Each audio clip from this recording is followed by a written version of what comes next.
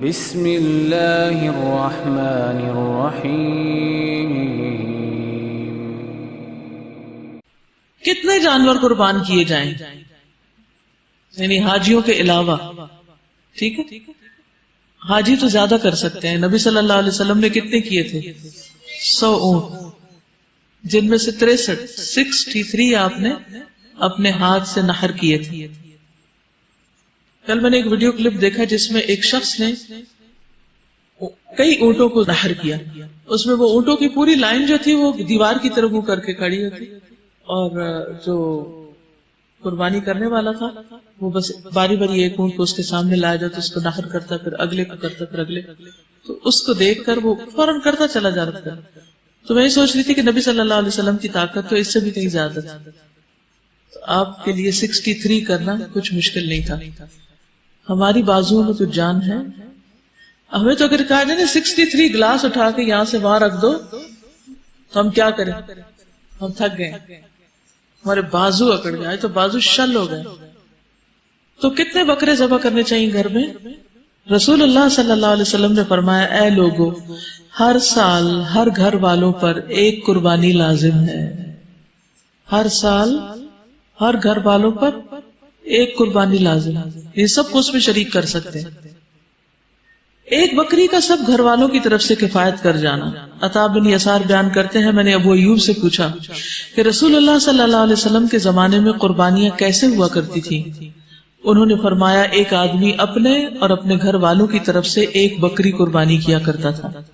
اس سے خود بھی کھاتے، لوگوں کو بھی کھلاتے، یہاں تک کہ لوگ فخر کرنے لگے. اور اس طرح تم آج کل دیکھ رہے ہو. اور آج کل بھی لوگ قربانی کے جانوروں پر فخر کرتے ہیں. ہم اتنے کر رہے ہیں اور پھر ان کو لا کے مینڈوں اور دمبوں کے اوپر عید مبارک لکھتے ہیں اور ان کو مہندی لگاتے ہیں اور ان کو پھولوں کے ہار پہناتے ہیں، ان کی تصویر اتار کے فیس بک پہ ڈالتے ہیں. انا للہ و انا الیہ راجعون. یہ کہہ رہی تھی کہ ایک ٹاک شو ہو رہا تھا ریسنٹلی، اس میں ڈیزائنرز نے قربانی کے جانوروں کے دوپٹے بنائے ہیں جن کی قیمت 25,000 اور اس سے شروع ہو رہی. اس سے ایک اور بکرا ہو سکتا. اور اب بھی تھر میں، سندھ کے اندرونی علاقوں میں، کئی گاؤں دیہاتوں میں لوگ سارا سال گوشت نہیں کھا سکتے. اگر آپ کے پاس ایک اور بکرے کے پیسے تو ان کے لیے کچھ بھیج دیجیے. وہ کہہ رہی ہے کہ کچھ لوگ ان کو چاندی کا زیور بھی پہناتے ہیں، تو پھر بعد میں کیا کرتے ہیں؟ اگلے سال کے لیے رکھ لیتے ہیں یا پھر وہ بھی ساتھ دے دیتے شو آف کرنے کے لیے کہ وہ بچتا بھی ہوگا ساتھ، سامری کے بچڑے کی طرح. ان کا بس چلے تو سونے کا بچڑا بنا دے. بنی اسرائیل سے کہیں پیچھے رہیں گے. صحابہ کی سنت بھی یہی تھی. عبداللہ ابن ہشام، جنہوں نے صحابہ کا زمانہ پایا، نہیں تابعی تھے، وہ اپنے تمام گھر والوں کی طرف سے ایک ہی بکری قربانی کیا کرتے تھے. ابو بکر اور عمر رضی اللہ تعالیٰ عنہ کے بارے میں مروی ہے کہ وہ دونوں اپنے گھر والوں کی طرف سے قربانی نہیں کرتے تھے، اس ڈر سے کہ کہیں اسے واجب نہ سمجھ لیا جائے. یعنی ایک میں ہی سب کو شریک کرتے تھے، الگ الگ نہیں کہ یہ امی کی، ابا کی، یہ فلاں کی، ایسا نہیں کرتے تھے کہ کہیں ایسا نہ ہو کہ ان کے طرز عمل کو دیکھ کر اور لوگ بھی یہ شروع کر دیں. یعنی اتنا سمپل بنایا گیا اس کو تاکہ لوگوں کے لیے مشکل نہ ہو. ایک ہے کہ اتنا تو کرو، اور ایک ہے صحابہ کا عمل کہ اگر ہم نے اسے ذرا زیادہ کیا تو لوگوں کے لیے زندگی مشکل ہو جائے گی، کیونکہ وہ اس بات کو ناپسند کرتے تھے کہ کہیں لوگ ان کے پیچھے نہ چل پڑیں اس ایک نئے کام میں.